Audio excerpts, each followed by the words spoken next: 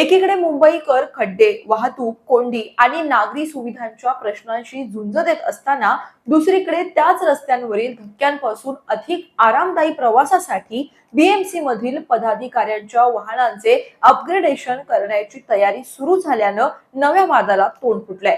मुंबई महानगरपालिकेत पैशांची उधळपट्टी होत असून 6 महिन्यांपूर्वी स्कॉर्पिओ गाड्या खरेदी करण्यात आल्या. मग आता नवीन गाड्यांची गरज काय आहे असा प्रश्न आता नागरिकांकडून विचारला जातोय. बृहन्मुंबई महानगरपालिकेतील इनोव्हा क्रिस्टाचा हा नवा वाद काय आहे, नव्या गाड्यांची खरंच गरज आहे का, हे सगळं आज आपण या व्हिडिओतून सविस्तरपणे जाणून घेणार आहोत. नमस्कार, मी अक्षता. आपण पाहताय मुंबई आउटलुक. मुंबई महानगरपालिका ही भारतातील सर्वात श्रीमंत महानगरपालिका असून तिचं वार्षिक बजेट हे 74,000 कोटी रुपयांपेक्षा जास्त आहे. हा पैसा कुणाचा आहे? लोकांचाच ना. सामान्य मुंबईकर आजही प्रवासासाठी लोकल, बस किंवा टॅक्सीचा उपयोग करतो, पण फक्त आरामासाठी मुंबईकरांच्याच पैशांतून आज बीएमसीतील पदाधिकाऱ्यांसाठी महागड्या गाड्या खरेदी केल्या जाणार आहेत. या वर्षीच्या सुरुवातीला महापालिकेनं पदाधिकाऱ्यांसाठी नव्या वाहनांची खरेदी केलेली. महापौरांसाठी इनोव्हा हायक्रॉस हायब्रिड, तर उपमहापौर, सभागृह नेते, विरोधी पक्ष नेते आणि विविध समित्यांच्या अध्यक्षांसाठी स्कॉर्पिओ एन गाड्या देण्यात आलेल्या. या वाहनांच्या खरेदीवर सुमारे 2.16 कोटी रुपयांचा खर्च झाला होता. त्यावेळी ही वाहनं अत्याधुनिक आणि सुरक्षित असल्याचं सांगण्यात आलं. मात्र आता काही पदाधिकाऱ्यांनी स्कॉर्पिओ वाहनांमधून प्रवास करताना त्रास होत असल्याचा दावा करत त्याऐवजी इनोव्हा क्रिस्टा गाड्या उपलब्ध करून देण्याची मागणी प्रशासनाकडे केली आहे. या मागणीनुसार सभागृह नेते, उपमहापौर, विरोधी पक्ष नेते तसेच स्थायी समिती, शिक्षण समिती आणि सुधार समितीच्या अध्यक्षांसाठी नव्या इनोव्हा क्रिस्टा गाड्या घेण्याचा प्रस्ताव तयार करण्यात आलाय.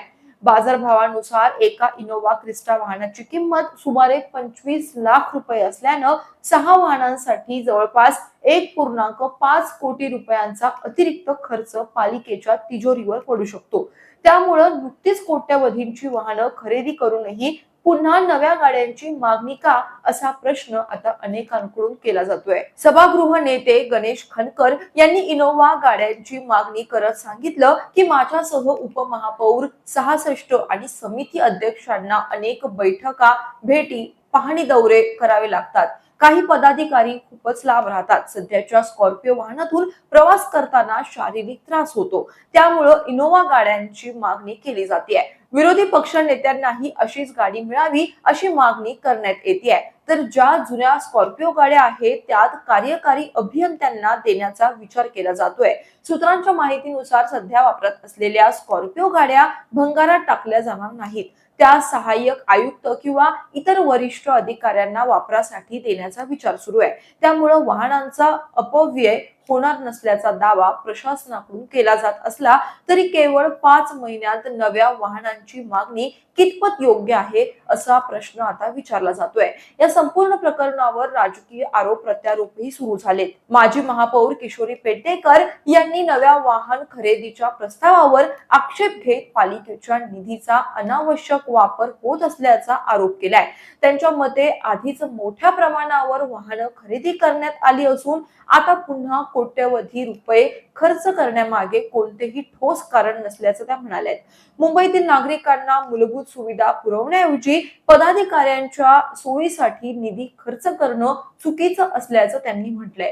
किशोरी पेडणेकर यांच्या आरोपांना महापौर रितू तावडे यांनी प्रत्युत्तर दिलंय. गाड्यांची मागणी किशोरी पेडणेकर यांनी केली होती कारण त्यांची पाठ दुखते. त्यांना बंगला चालतो पण गाडी चालत नाही. त्यांनी मला सांगावं की विरोधी पक्ष नेत्याला आतापर्यंत बंगला मिळाला आहे का? मी स्वतः माझ्या बंगल्यात 5.5 महिन्यानंतर गेले. त्यामुळं माझा त्यांना प्रश्न आहे की तुम्ही मुंबई महापालिकेचा बंगला मागता पण तुम्हाला गाड्यांच्या तक्रारी का आहेत, असा खोचक टोला त्यांनी लगावलाय. एवढंच नाही तर पालिकेच्या या कारभारावर मनसेनं सुद्धा आक्रमक पवित्रा घेतलाय. मनसे नेते संदीप देशपांडे यांनी महापौर आणि विविध समित्यांच्या अध्यक्षांची खिल्ली उडवत खेळण्यातील इनोव्हा गाड्या पालिका आयुक्तांकडे पाठवल्यात. जनतेचा पैसा खर्च करून नव्या गाड्या घेण्याची गरज नसल्याचा दावा करत तुम्हा सर्वांना मनसेकडून इनोव्हा गाड्या पाठवतो असा टोला त्यांनी लगावलाय.